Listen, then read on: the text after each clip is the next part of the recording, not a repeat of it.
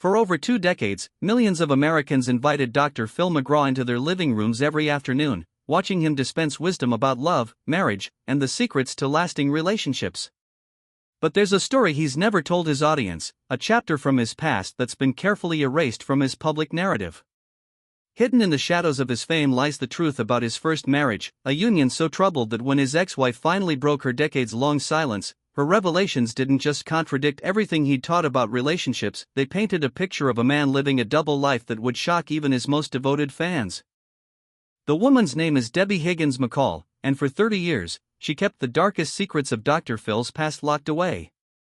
She watched from afar as the man who had once made her life a living hell transformed himself into America's relationship guru, dispensing advice on marriage while conveniently forgetting the wreckage he'd left behind.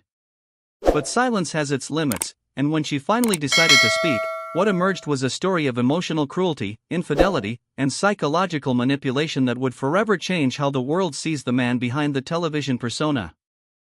This isn't just another celebrity divorce story. This is the untold truth about how a failed football player from Kansas became one of the most trusted voices in American households, all while hiding a past that directly contradicted everything he claimed to believe about human relationships. The contrast is staggering, a man who built a career helping others fix their marriages while being unable to honor the most basic vows of his own. What makes this story even more disturbing is the pattern that emerges when you dig deeper into Dr. Phil's history. The first marriage wasn't an isolated incident of youthful mistakes. It was the beginning of a carefully constructed public image designed to hide uncomfortable truths about power, control, and the dark side of the man millions trusted with their most intimate problems. From the high school hallways of Kansas to the television studios of Hollywood, Phil McGraw has spent 5 decades perfecting the art of image management, but some secrets are too big to bury forever.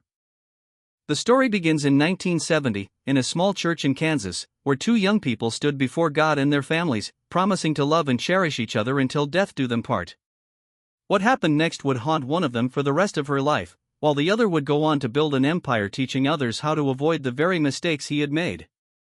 This is the story Debbie Higgins McCall carried alone for 3 decades, and when she finally found the courage to tell it, everything changed. Philip Calvin McGraw first laid eyes on Debbie Higgins in the hallways of Shawnee Mission North High School in Overland Park, Kansas, during the late 1960s. To anyone watching, they seemed like the perfect embodiment of teenage American dreams. He was the star football player with shoulders broad enough to carry expectations. She was the graceful cheerleader whose smile could light up any room she entered. In the rigid social hierarchy of high school, their pairing wasn't just natural, it was inevitable. Debbie possessed the kind of effortless elegance that made her stand out even among her popular peers. She carried herself with a poise that suggested she was destined for something special, completely unaware that her association with the imposing young man on the football team would become the defining trauma of her early adult life. Phil, meanwhile, was impossible to ignore for entirely different reasons. His physical presence dominated any space he occupied, and there was something in his demeanor that suggested he believed the world owed him exactly what he wanted.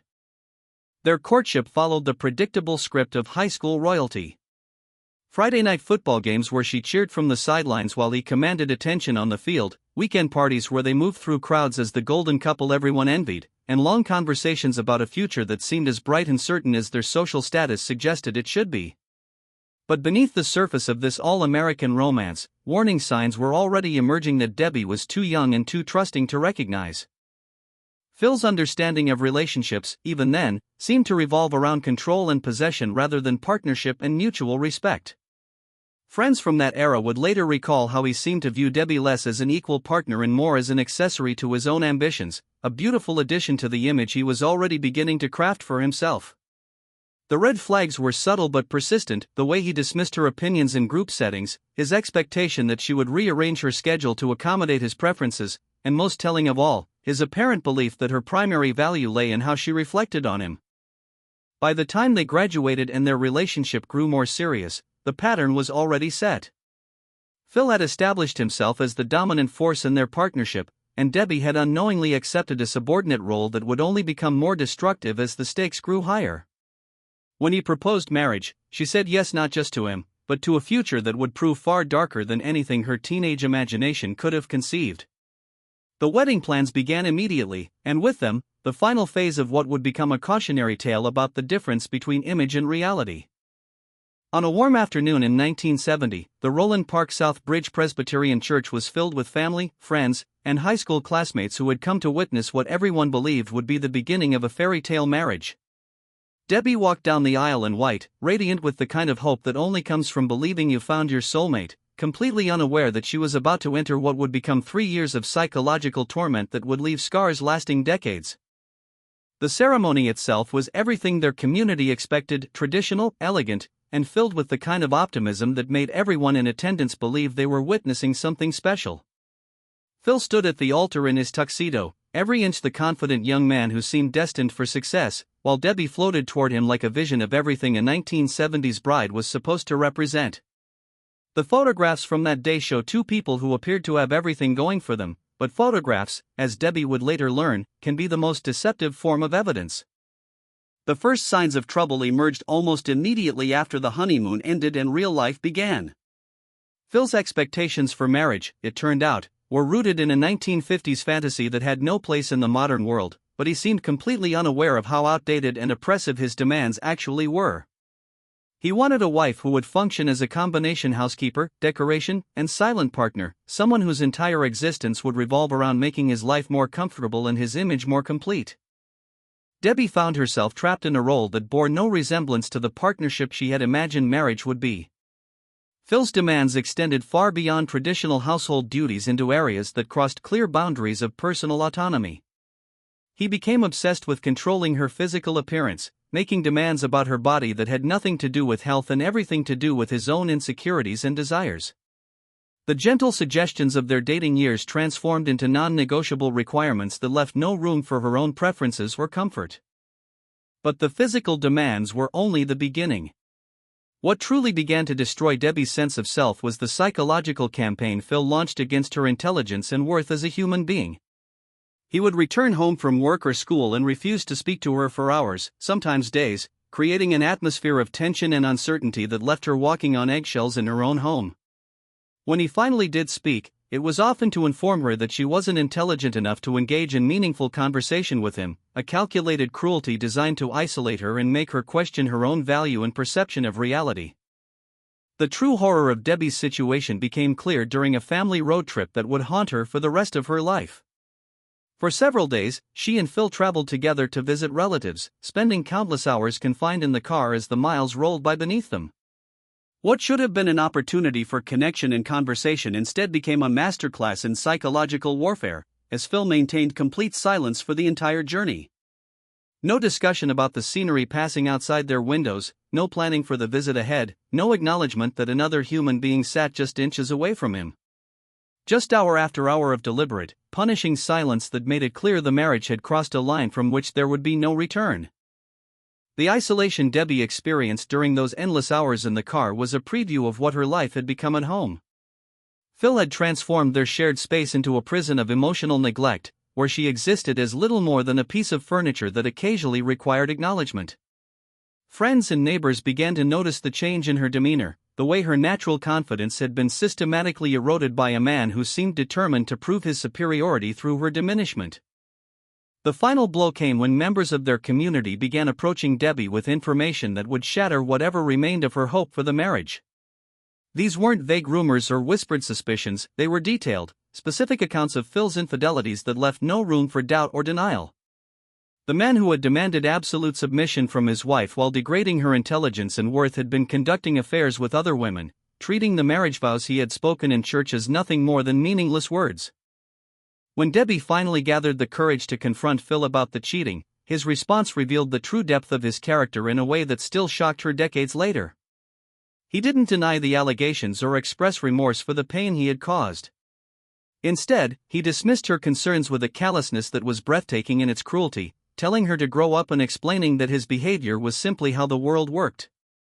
In his mind, the infidelity had nothing to do with his feelings toward her, a statement that demonstrated such a fundamental misunderstanding of marriage and human relationships that it left Debbie speechless.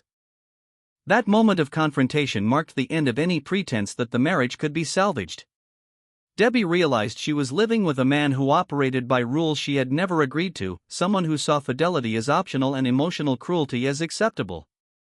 The decision to leave wasn't difficult. Staying would have meant accepting a life of continued degradation at the hands of someone who had proven himself incapable of basic human decency. In 1973, Debbie Higgins made the most courageous decision of her young life. She packed her belongings, walked out of the house she had shared with Phil McGraw, and returned to Kansas City, leaving behind a marriage that had become a daily assault on her dignity and self-worth. The legal dissolution that followed took an unusual form. Rather than a traditional divorce, their union was formally annulled, effectively erasing its legal validity as if the 3 years of suffering had never officially existed. For Phil, this legal technicality would prove convenient decades later when he began reshaping his personal history for public consumption. Debbie rebuilt her life quietly, working as a film editor and finding the peace that had been stolen from her during those 3 nightmarish years. She maintained her silence about the marriage, honoring an unspoken agreement and hoping to move forward without looking back. Meanwhile, Phil McGraw was beginning his transformation from failed husband to relationship expert, a metamorphosis so complete that it would have been laughable if it weren't so disturbing. For nearly 30 years, Debbie watched from afar as the man who had emotionally tortured her became America's most trusted voice on marriage and relationships. She listened to him dispense wisdom about love and commitment to millions of viewers, knowing that every word was pure hypocrisy coming from someone who had violated every principle he claimed to uphold. The irony was staggering. A man who couldn't honor the most basic marriage vows was teaching others how to save their relationships. The breaking point came in 2002, when Phil gave an interview to Newsweek that pushed Debbie's tolerance for his lies beyond its limits. He described their marriage as peaceful and amicable, claiming they had never exchanged a crossword and had simply realized their mistake together. Reading those words, Debbie felt the same rage she had experienced 30 years earlier when he had dismissed her pain and degraded her worth. The man who had psychologically tormented her was now rewriting history, painting himself as a reasonable partner in a mutual misunderstanding. That's when Debbie Higgins McCall decided to break her silence. In a detailed interview, she revealed the truth about life with Phil McGraw, exposing the emotional abuse, the infidelities, and the calculated cruelty that had defined their marriage. Her decision to speak wasn't motivated by revenge, it was driven by a sense of justice for the millions of people who trusted a man whose private behavior contradicted everything he publicly preached. When Debbie passed away in 2014, she left behind a record that would forever challenge the carefully constructed image of America's most famous relationship expert.